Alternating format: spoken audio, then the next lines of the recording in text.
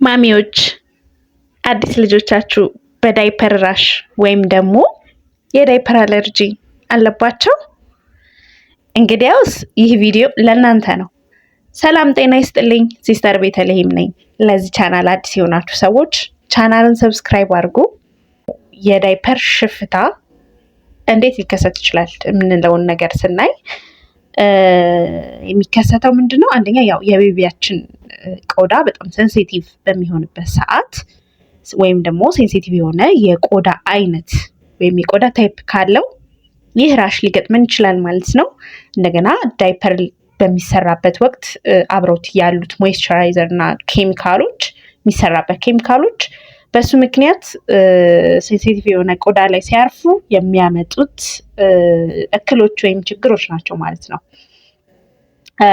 ከቤቢ ቆዳ ጋር በሚፋተግበት ሰዓት ነው ይሄ ሊከሰት የሚችለው እና የቆዳ መቆጣት ይመጣል ማለት ነው። ዳይፐር በምናደርግበት ሰዓት ኃይለኛ ሽፍታ፣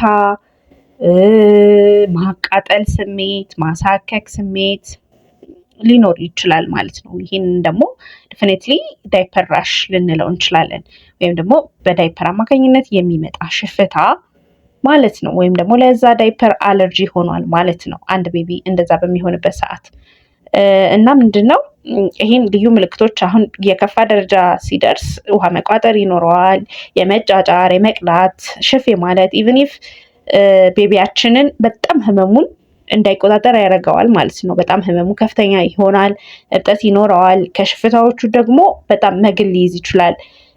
እንደገና ይሄ ኢንፌክሽን አለ ማለት ደግሞ ሌላው ትኩሳት በጣም ይኖራቸዋል ማለት ነው።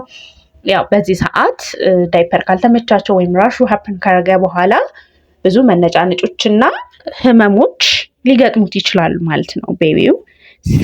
ምን እናርግ እንዴት እናርግ እያላችሁ የምትጠይቁ በጣም ብዙ ሰዎች አላችሁና እኔ ትንሽ ላጋራችሁ የምፈልገው ነገር ምንድነው፣ እንዴት ትሪት እናርግ በቤት ውስጥ የሚለውን ነገር ላጋራችሁ ፈልጋለሁ። ምንድነው እንዴት ማጥፋት እንችላለን ኦር ደግሞ እንዴት መቀነስ ማከም እንችላለን የሚለውን በመጀመሪያ ደረጃ ምንድነው አንደኛ ብሎ የተቀመጠው ነገር ቤኪንግ ሶዳ በጣም አሪፍ ነው። 2 ማንኪያ ቤኪንግ ሶዳ አርገን 4 ኩባያ ውሃ ውስጥ ማቀላቀል። በኩባያ በ4 ኩባያ ውሃ አርገን 2 ማንኪያ ቤኪንግ ሶዳ አርገን ከዛ በዚህ ውህድ ያው ዳይፐር በቀየርን ቁጥር ማለት ነው ማጠብ። በዚህ ውህድ ነው የምናጥበው። በቀየርን ቁጥር በዚህ ውህድ ካጠብን ጥሩ የሆነ ውጤት እናያለን ማለት ነው። አንዱ ይሄ ነው። ሁለተኛው ምንድነው ቬኔጋር ነው ወይም አቼቶ የምንለው ማለት ነው። 1 የሻይ ማንኪያ አቼቶ ብናገኝ ከግማሽ ኩባያ ውሃ ጋር አዋህደን እዚህ የተቆጣው ፓርት ላይ ወር ደግሞ የተጎዳው ፓርት ላይ ማፍሰስ ወይም ደግሞ በጨርቅ እየነከሩ እዛ ቦታ ላይ በንጹህ ጨርቅ ማለት ነው አፕላይ ማድረግ። ይሄ ጥሩ ሪሊፍ የሚሰጥ ነገር ነው ማለት ነው። ሌላው ምንድነው ኮኮናት ኦይል ካለን ዳይፐር በቀየርን ቁጥር እሱ መቀባት። ያው ኢች ኤንድ ኤቭሪ ታይም ሳውንድ ዳይፐር ስንቀይር ከመቀየራችን በፊት ኮኮናት ኦይሉን መቀባት ያስፈልጋል ማለት ነው። አራተኛው ምንድነው ኮርንስታርች። ይሄ የምናጥብበት ወይም ቤቢያችንን የምናጥብበት ሳፋ ላይ ውሃ ሞልተን ወይም ዋርም ይሁን ለብ ያለ ውሃ ሞልተን 2 የሻይ ማንኪያ ሶዳ መጨመር፣ ቤኪንግ ሶዳ ጨምረን ከዛ ማጠብ እሱ ውስጥ ማለት ነው። ያው ይሄንን ስናደርግ ሁሉንም ነገር ስናደርግ ጥንቃቄ ሊኖረን ያስፈልጋል። ምክንያቱም ላይክ እትብታቸው ያልወደቀ ልጆች ወይም እትብታቸው ያልወደቀ ልጅ ከሆነ ጥንቃቄ ማድረግ አለብን፣ ማጠብ የለብንም በዛ ነገር ማለት ነው። ምክንያቱም እርግጠኛ መሆን አለብን እትብቱ ከወደቀ በኋላ መሆን አለበት ይሄ ፕሮሲጀር የሚኖረው ማለት ነው። እና ኮርንስታርች የምንለው እንደዛ ነው። ሳፋ ላይ ሞልተን ውሃ የምናጥብበት ባዚንግ እንትናችን ላይ ሞልተን ከዛ 2 የሻይ ማንኪያ ሶዳ መጨመር ማለት ነው። በሱ ማጠብ። አምስተኛ ተብሎ የተቀመጠው ምንድነው የእናት ጡት ወተት አስፈላጊ ነው በጣም። የእናት ጡት ወተት በጣም ለብዙ ነገር ይጠቅማል። ከመጠባትም አልፎ ሌላው ምንድነው የተጎዳው ፓርት ላይ ፈሰስ ብናደርግበት ከዛ ደረቅ ብል ሲል ዳይፐር ብንቀይር እሱም አሪፍ ነው ተብሎ ነው የሚታሰበው።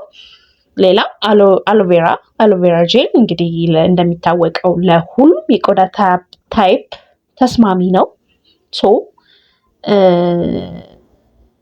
ያንን አሎቬራ ጄል ቦታው ላይ መቀባት ካለን ማለት እሱም አቬለብል ከሆነ ጄሉ ካለ ቦታው ላይ ቀብተን ዳይፐሩን መቀየር፣ ይሄ እያረገፈው ነው የሚመጣው ማለት ነው ራሹ። ሌላውና የመጨረሻው 7ኛው ነገር ምንድን ነው? እንቁላል ነው። እንቁላል እንግዲህ ልናገኝ እንችላለን። ከ3 እስከ 4 እንቁላል በሚገመት ደረጃ ነጩን ፓርት ብቻ አስኳሉን አውጥተን ነጩን ፓርት ለይተን የተጎዳው ፓርት ላይ መቀባት፣ ራሽ የፈጠረበት ቦታ ላይ መቀባት ቀስ ብለን ማለት ነው። ከዛ ምን እያደረገ ይሄዳል? ያው ቀስ በቀስ ራሹ ፌድ እያደረገ ነው የሚሄደው ማለት እየተቀረፈ ይጠፋል ማለት ነው። ለችግራችን መፍትሄ ያገኘን ማለት ነው።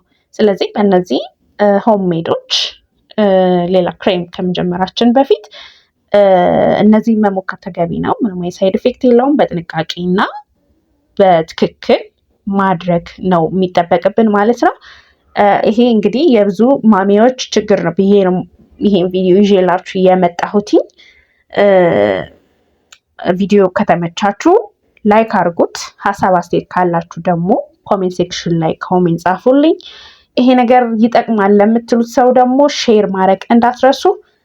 ለዛሬ ይዤላችሁ የመጣሁት ቪዲዮ ይሄን ይመስላል። በሌላ ቪዲዮ እስከምንገናኝ ድረስ ቸር ሰንብቱ።